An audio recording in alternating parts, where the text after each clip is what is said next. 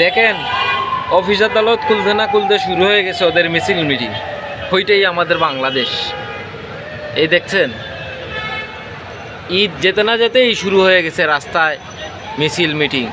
আসলে আমাদের বাংলাদেশটা কি বলবো, অন্যান্য দেশে এমন মিছিল মিটিং বা দলাদলি কিছু হয় না, কিন্তু বাংলাদেশে এই অবস্থা দেখতেছেন, দেখেইতেছি।